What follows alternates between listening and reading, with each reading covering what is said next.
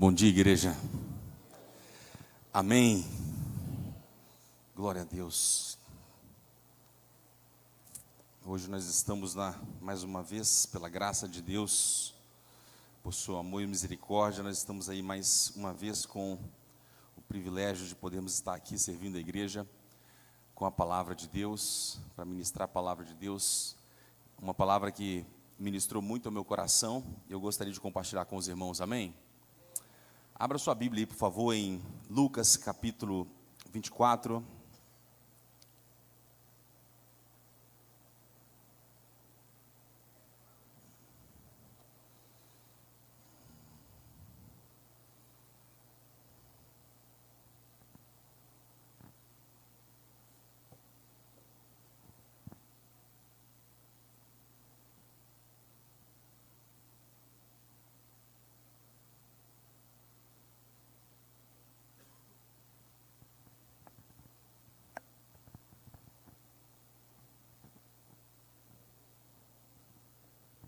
Lucas capítulo 24, nós vamos dar uma passeada na Bíblia, tá, irmãos?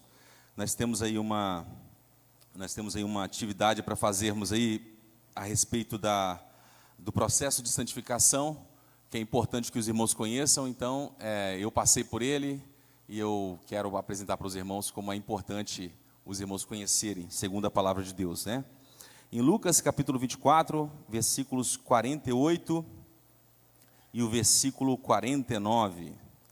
Esse texto narra, né, a partir da vida de Lucas aí, os relatos onde Jesus passou por todo o processo de sua morte e paixão e ressurreição, né?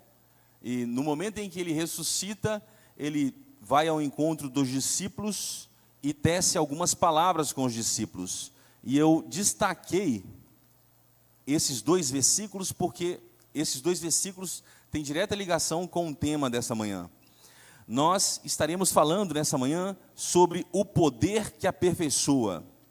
A palavra de Deus diz lá em Lucas, capítulo 24, versículo 48 e versículo 49.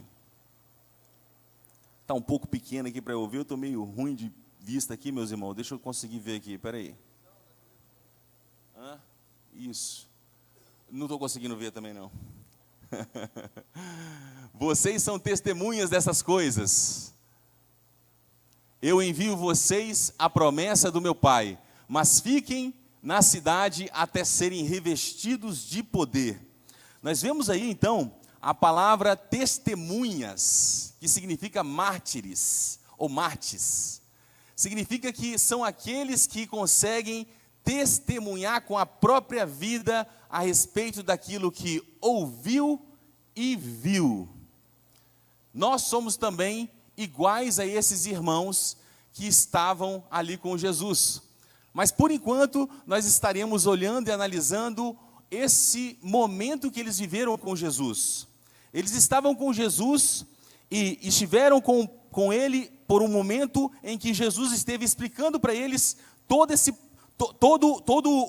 o envio do Espírito que havia sido profetizado, que seria enviado sobre eles. Havia uma promessa da parte do Pai para que fosse enviado sobre toda a carne o Espírito que havia de se manifestar. E se tratava da pessoa do Espírito Santo. Jesus, quando disse para eles, disse assim: vocês são testemunhas dessas coisas. Eles estavam ouvindo Jesus e vendo Jesus. Eles estavam participando de todo o processo do ministério de Jesus. Jesus os chamou para discipulá-los. Jesus os chamou para ensiná-los. Jesus os chamou para transferir para eles todo o conhecimento necessário para que eles pudessem viver a nova vida proposta por Cristo para eles. E eles, então, viveram essa jornada junto de Jesus. Mas ainda lhes faltavam algo. Lhes faltavam um poder que era necessário para que eles recebessem, dessem continuidade ao ministério. Dessem continuidade ao plano de salvação de Deus. Então Jesus faz uma reafirmação dessa promessa, no versículo 49. Eu lhes envio a promessa do meu Pai, mas fiquem na cidade até serem revestidos do poder do alto. Lucas continua os relatos em Atos, onde ele conta os acontecimentos.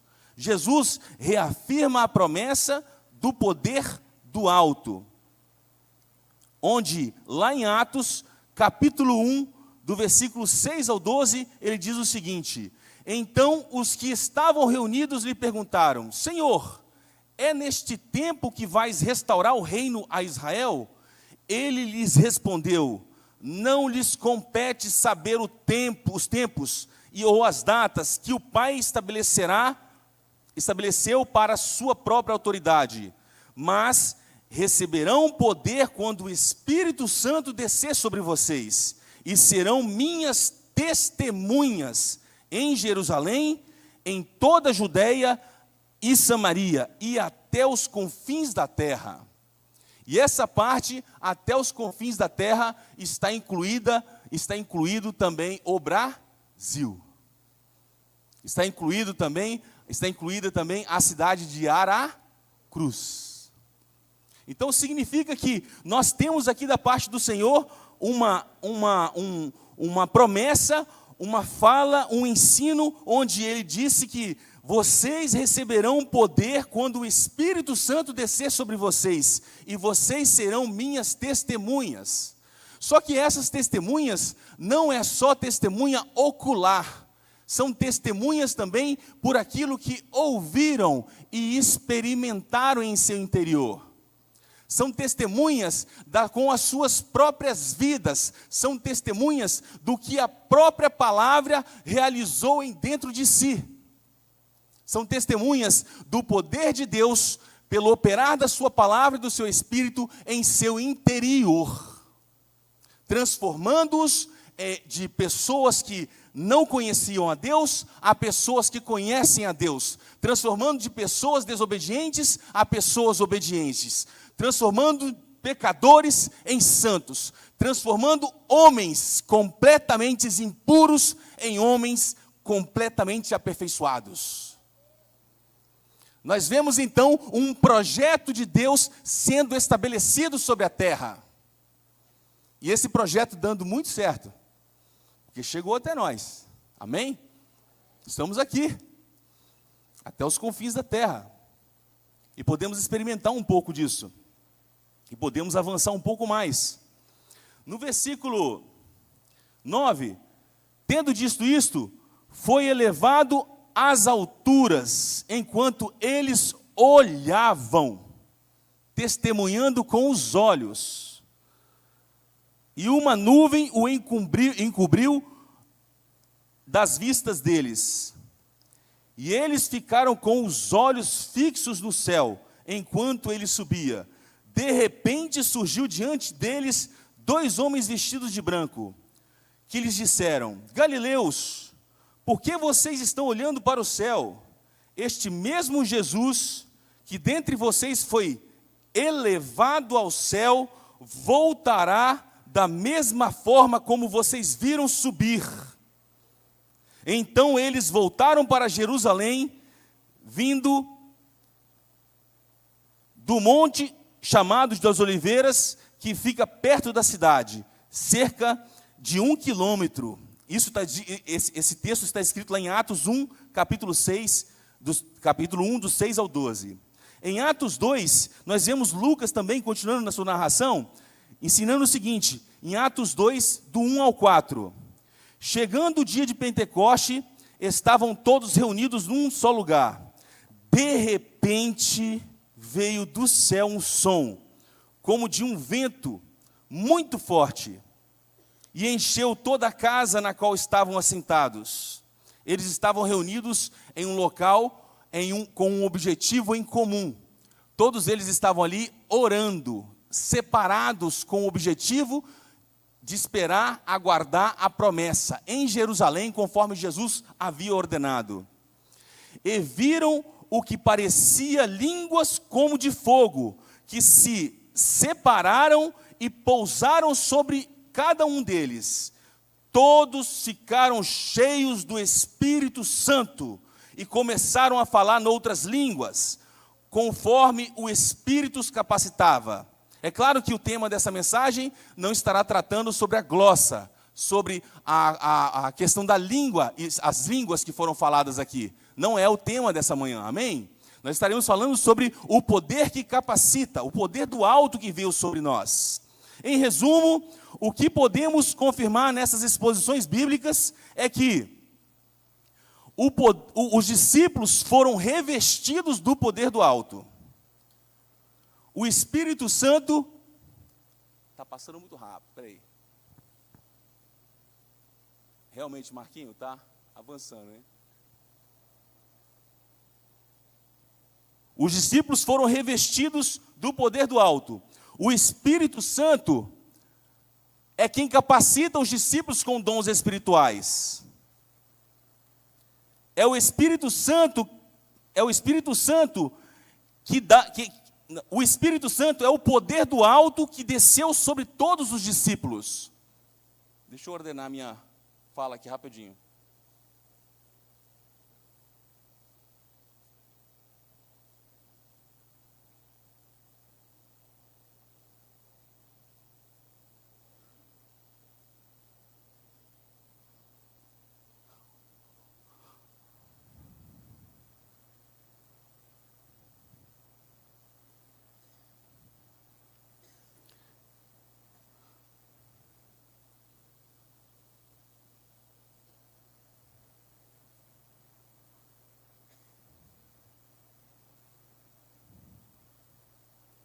Está saltando.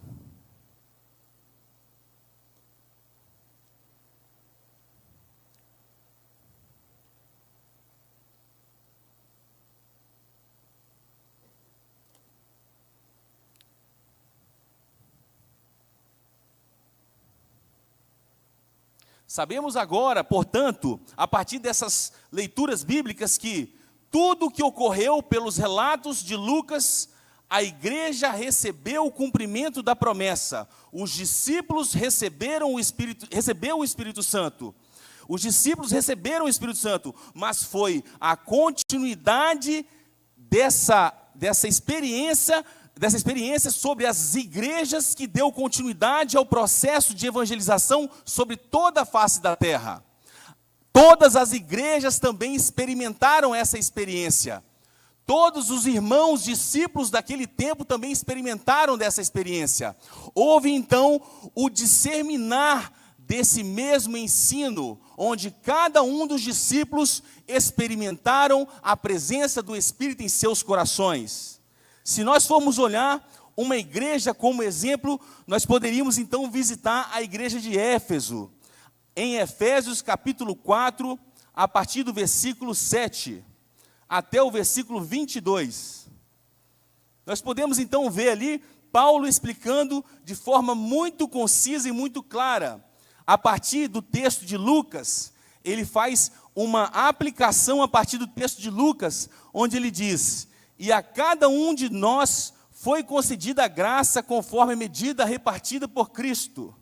Por isso é que foi dito: quando ele subiu em triunfo às alturas, levou cativo muitos prisioneiros e deu dons aos homens. Que significa: ele subiu, senão também descerá às profundezas da terra. Aquele que desceu é o mesmo que subiu acima de todos os céus, a fim de encher todas as coisas. E ele designou alguns para apóstolos, outros para profetas, outros para evangelistas e outros para pastores e mestres, com o fim de preparar os santos para a obra do ministério, para que o corpo de Cristo seja edificado, até que todos alcancemos a unidade da fé e do conhecimento do Filho. E esse filho aqui é o filho adulto, o filho maduro, o filho que é referência para nós, o nosso primogênito, Cristo Jesus, até que cheguemos à maturidade, atingindo a medida da plenitude de Cristo. Versículo 14. O propósito é que não sejamos mais como crianças, levados de um lado para o outro pelas ondas, nem jogados para cá e para lá, por todo o vento de doutrina, e pelas astúcia e esperteza de homens que induzem ao erro. Antes, seguindo a verdade em amor, cresçamos em tudo naquele que é o cabeça, Cristo. De todo o corpo, ajustado e unido pelo auxílio de todas as juntas, cresce e edifica-se a si mesmo em amor, na medida em que cada parte realiza a sua função.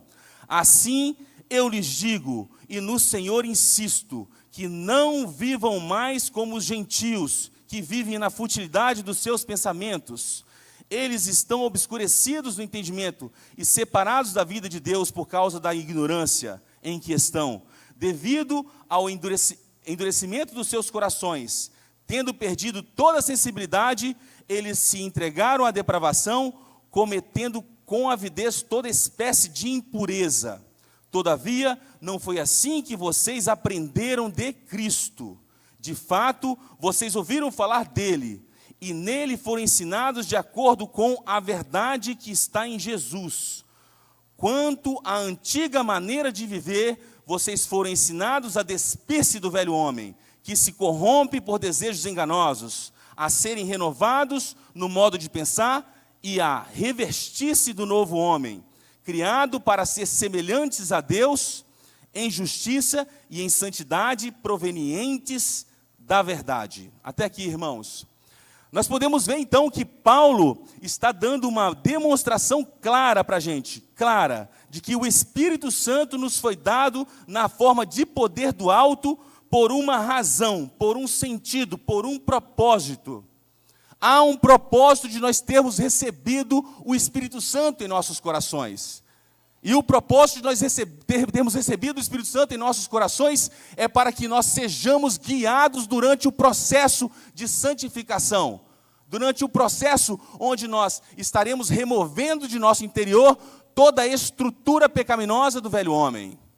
E assim possamos então perceber e nos apropriar de toda a santidade da nova natureza de Cristo que habita no nosso interior. Essa experiência que os irmãos que estavam com Jesus, que os irmãos que estavam com Paulo experimentaram, está disponível para cada um de nós. A mesma experiência que os capacitaram, a mesma experiência que deu a eles o poder necessário para vencer todas as fraquezas que haviam em sua estrutura interior, está disponível para cada um de nós. Nesse tempo presente, a questão toda é se nós estamos envolvidos o suficiente para que nos deleitemos dessas gloriosas promessas que o Senhor tem para nós. A questão toda é se nós estamos envolvidos o suficiente para que possamos usufruir de toda essa graça que o Senhor tem disponível para nós. É se nós estamos nos convertendo o suficiente, se nós estamos nos entregando o suficiente para que Deus possa derramar dessa graça sobre nós, em nosso interior. Você pode passar para mim aí, por favor?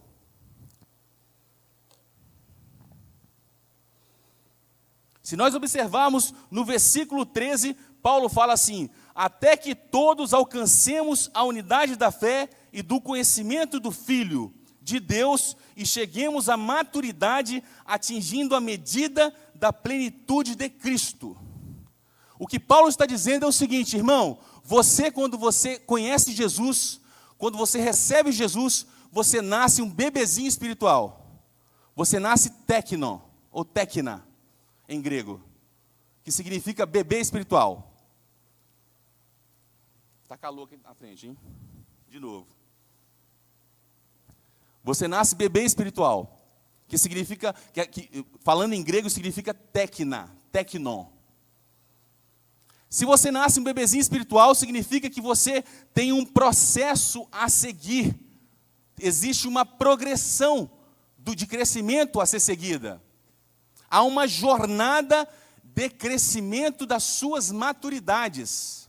E isso está descrito na Bíblia. Claro que é muito pouco falado nos discipulados. E nós estaremos trazendo um destaque aqui com vocês. A primeira jornada que você precisa entender é que quando você nasce espiritualmente, você nasce técnico, mas você nasce... Ok, obrigado. Você nasce técnico espiritualmente, nasce bebê, mas você nasce para seguir em direção a se tornar um filho adulto, assim como Jesus é um filho adulto, porque ele é o primogênito, ele é o primeiro filho. Ele é o exemplo, ele é o primeiro de muitos irmãos. Quando nós estamos seguindo na jornada cristã, nós não podemos tirar da equação o destino para o qual nós estamos determinados a estar. Lá em Romanos 8, 29, fala claramente que nós estamos predestinados a sermos conforme a imagem do Filho primogênito, para que sejamos muitos irmãos, assim como ele. Não tem como nós fugirmos desse destino. Se você conheceu a Jesus, há uma progressão de maturidade para você seguir. E lutar contra isso é lutar contra o soberano propósito de Deus para a sua vida. É você militar contra aquilo que Deus planejou para você de antemão. Deus já pensou nisso por você.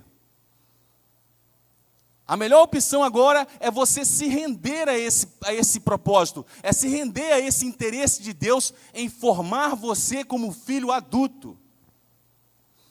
O que Paulo está colocando para a gente aqui é que existe uma maturidade a ser atingida, existe uma medida de plenitude em Cristo que você precisa alcançar, existe um próximo nível que você pode ir. O Espírito Santo, ele tem o papel de guiar os discípulos a serem filhos conforme a imagem do primeiro filho, o nosso amado Senhor Jesus. Há um processo de purificação para quem é discípulo e decide progredir em sua maturidade em Cristo. Quando nós tomamos essa decisão de progredir em nossas maturidades, irmãos, nós passamos por um processo em que nós temos que nos converter, e nos converter, e nos arrepender, e nos arrepender. É conversão atrás de conversão, é arrependimento atrás de arrependimento. Eu ouvi um testemunho essa semana no Movitim, de um irmão, onde ele disse assim que ele viveu um tempo na igreja, e ele era parecido com um crente que nós chamamos nos estudos eclesiásticos, né? Nós chamamos de crentes nominais, que são os crentes que estão na igrejas, mas não tiveram uma experiência real, uma experiência verdadeira com Jesus. São os crentes nominais, são os crentes que falam que são evangélicos ou que são cristãos, mas eles não tiveram a experiência do novo nascimento ainda. Né? E ele dando o testemunho que até então ele não tinha tido aquela experiência que foi marcante, que houve uma transformação em seu interior, em que ele percebeu que dentro de si nasceu um desejo enorme de amar a Deus e uma repulsa enorme contra o pecado. E nós temos nas nossas igrejas pessoas que ainda não experimentaram dessa graça do novo nascimento. E eu faço um convite para que você faça uma reflexão, meu irmão e minha irmã. Se você se enxerga como um crente nominal, que não tenha tido uma experiência com o Senhor do novo nascimento, eu peço que em nome de Jesus, faça um autoexame. Faça um autoexame para que você não se perca, para que a sua alma também seja salva em nome de Jesus. Amém? Não seja você um membro inscrito somente no hall de membros da Pibara e não seja um membro inscrito no livro da vida. Glória a Deus. Amém. Nós passamos por um processo de conversão contínua, constante, quando nós nos submetemos ao processo de crescimento da nossa estatura espiritual.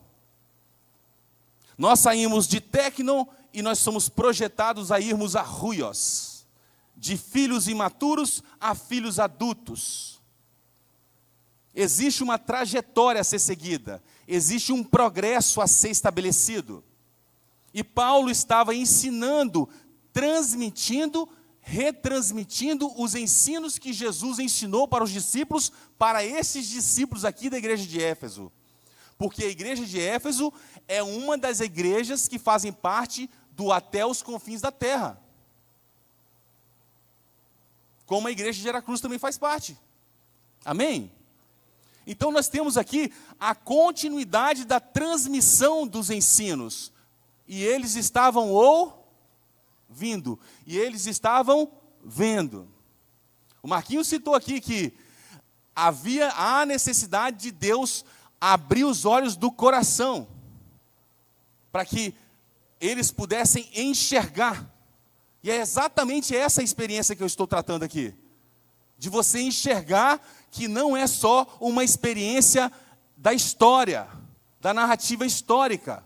É também uma experiência pessoal, onde você está envolvido nessa narrativa, onde você é transformado enquanto vive a história. Onde o poder do alto, quando reveste você, transforma você naquilo que está estabelecido por Deus.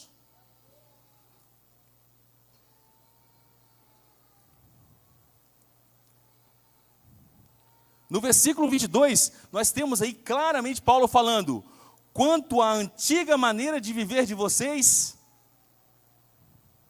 vocês foram ensinados a despir-se do velho homem, que se corrompem por desejos enganosos. O versículo 23 diz assim: a serem renovados no modo de pensar. E o versículo 24, a revestir-se do novo homem, criado para ser semelhante a Deus em justiça e em santidade provenientes da verdade. Olha que interessante isso. Você foi chamado por Deus, você conheceu a Cristo, não para ficar nesse estágio que você está hoje, mas para se tornar um Adão, imagem e semelhança de Deus.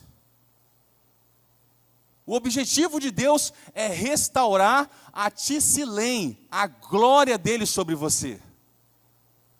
O propósito do Senhor é fazer com que você seja a imagem e semelhança de Cristo, a imagem e semelhança de Jesus, na conformidade de Jesus. A Bíblia diz assim que Jesus é a imagem do Deus invisível, lá em Colossenses 1. E nós somos chamados, conforme Paulo está dizendo aqui no versículo 24, que nós somos chamados para sermos semelhantes a Deus. E lá em Romanos 8, 29 fala que nós somos chamados para sermos a imagem e semelhança do Filho primogênito, para que assim Deus tenha uma multidão de outros irmãos. Eu não sei vocês, mas me parece que Deus está formando uma família para si. Eu não sei se vocês conseguem ver isso. Deus está formando uma família para si. Pelo que eu posso perceber aqui, Deus, quando ele olhou para o Éden, antes do pecado, Adão e Eva não procriou. Adão e Eva não procriou.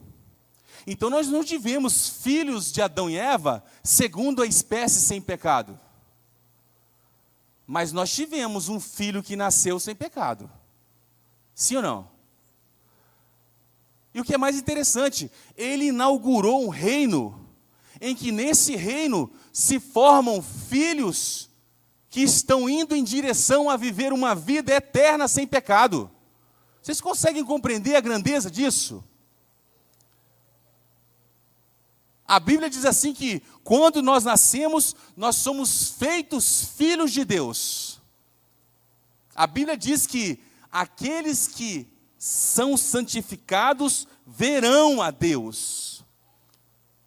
A Bíblia diz que aqueles que são puros de coração verão a Deus.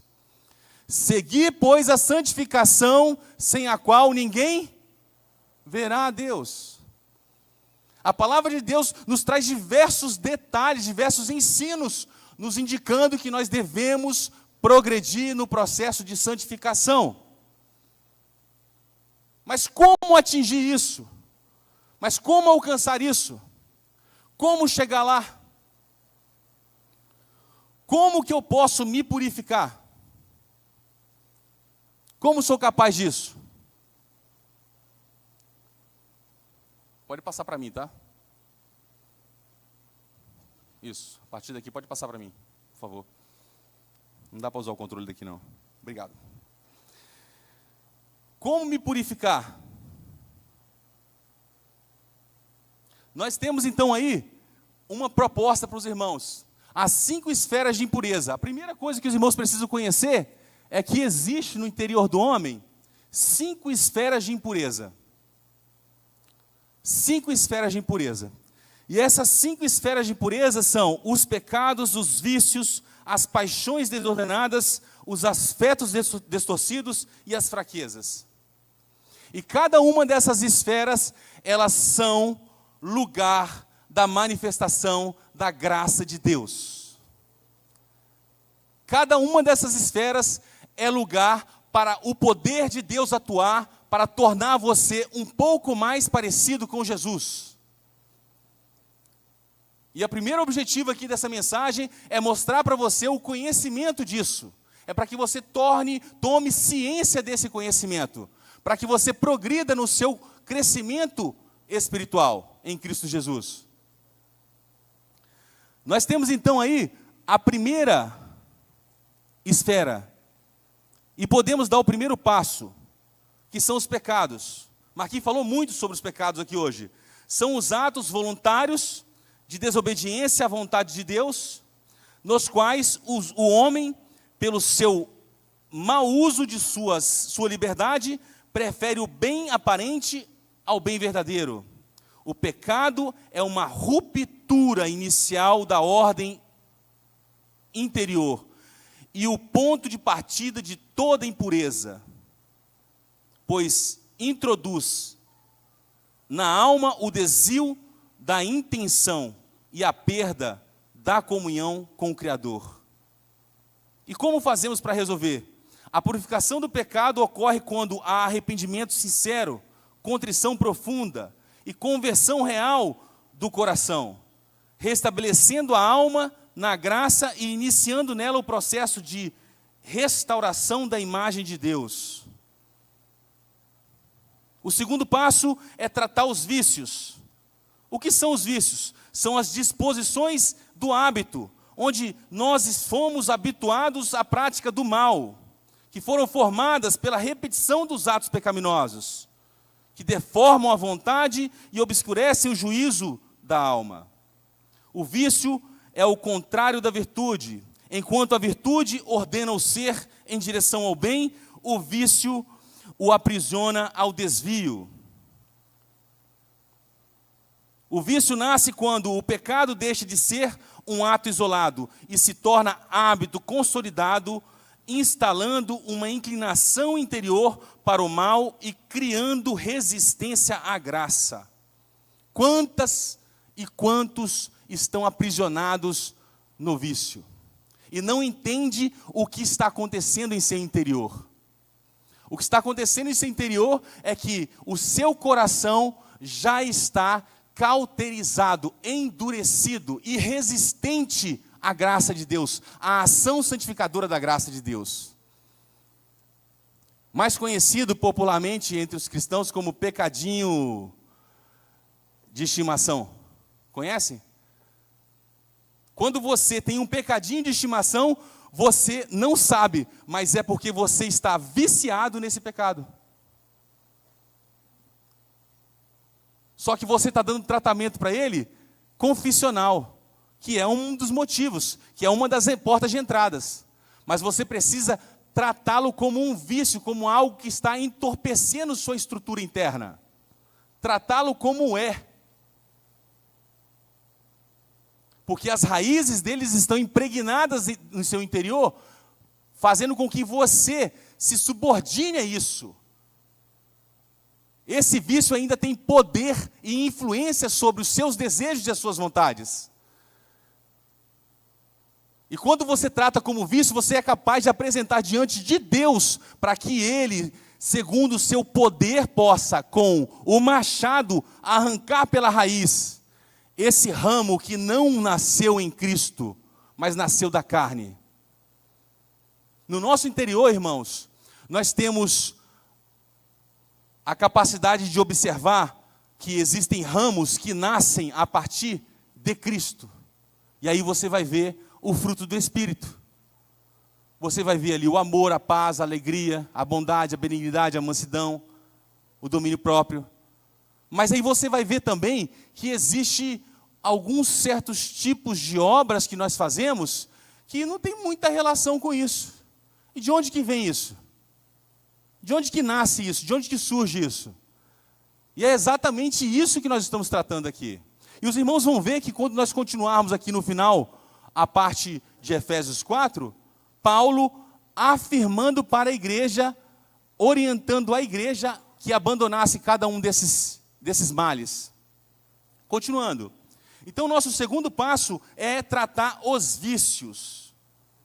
Como que se purificam os vícios? A purificação dos vícios se dá quando, pelo exercício contínuo das virtudes, o homem aprende a contrariar suas inclinações desordenadas e permitir que a graça refaça nele a ordem interior. Assim, a alma progride da servidão dos hábitos viciosos à liberdade da virtude, onde a vontade volta a cooperar com o propósito divino.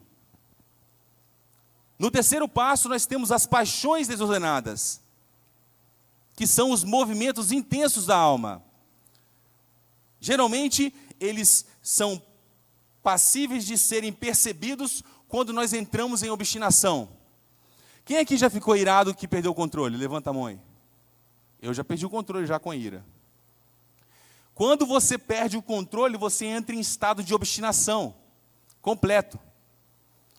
Quando você entra em um estágio onde você tem no seu interior as suas emoções que são naturais, que são da própria estrutura ontológica humana, e essa estrutura ontológica humana, ela entra em um desequilíbrio, entra em uma condição de desordem. É disso que eu estou falando. É sobre isso que eu estou falando.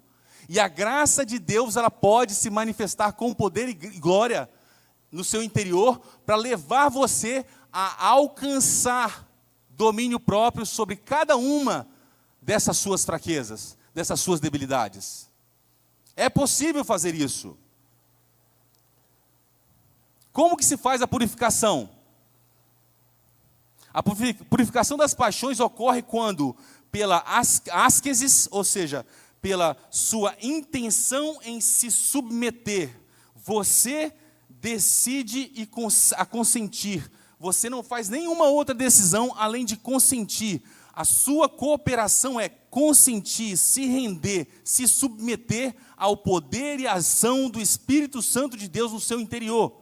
Onde você, pelo processo de confissão, onde você reconhece, Senhor, eu não posso contra isso, eu não tenho controle sobre essa ira, eu não tenho controle sobre esse prazer que eu sinto, eu não tenho controle sobre essa emoção que eu estou sentindo, eu não tenho controle sobre essa área da minha vida, eu submeto essa área ao Senhor, para que o Senhor realize a sua obra, eu consinto com o seu agir dentro de mim. E todas as vezes que nós não realizamos esse processo de consentir com o agir do Espírito, nós estamos resistindo ao Espírito Santo, como diz lá em Tessalonicenses capítulo 5. E Paulo fala aqui em Efésios 4, para nós não entristecermos o Espírito Santo, nesse processo de purificação. O quarto passo é os afetos distorcidos. E aqui nós temos uma situação muito contemporânea. Se nós temos hoje, nesse tempo, algo que é muito, muito, muito real, são os afetos distorcidos. Mas o que são os afetos distorcidos, irmão Anderson? Os afetos distorcidos é como o mundo enxerga a palavra amor. Como o mundo entende a palavra amor.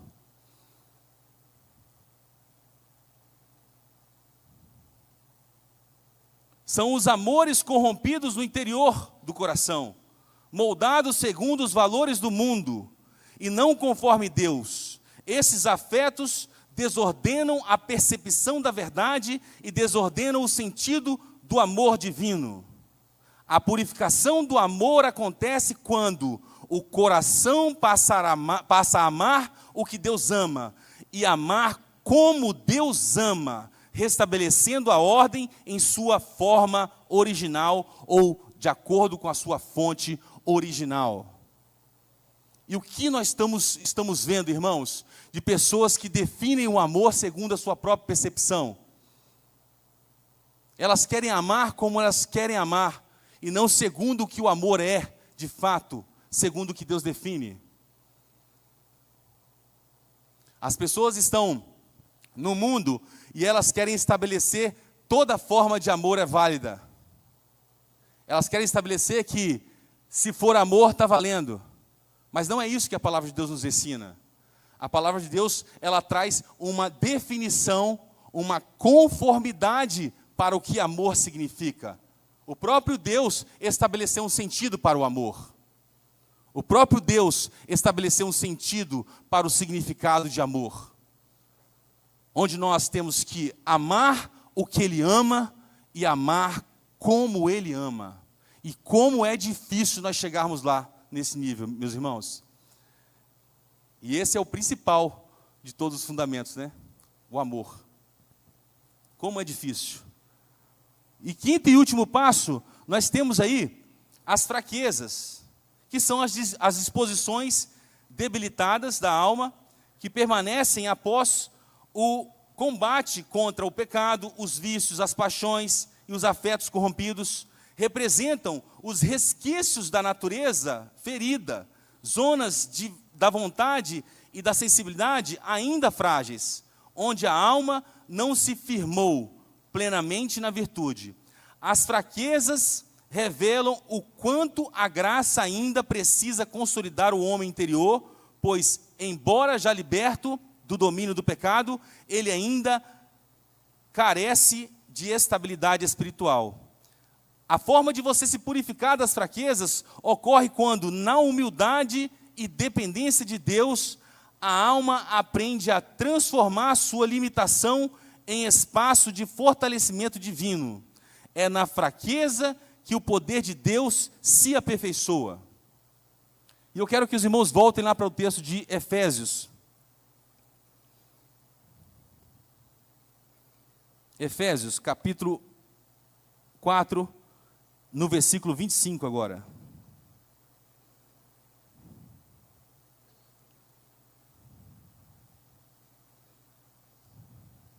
Para nós encerrarmos. Efésios 4, versículo 25. Obrigado, meu irmão.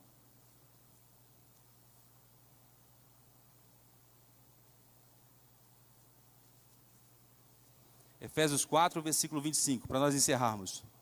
Observe como que Paulo apresentou à igreja de Efésios, a igreja de Éfeso, a orientação e a instrução a respeito de que eles deveriam abandonar todas essas coisas.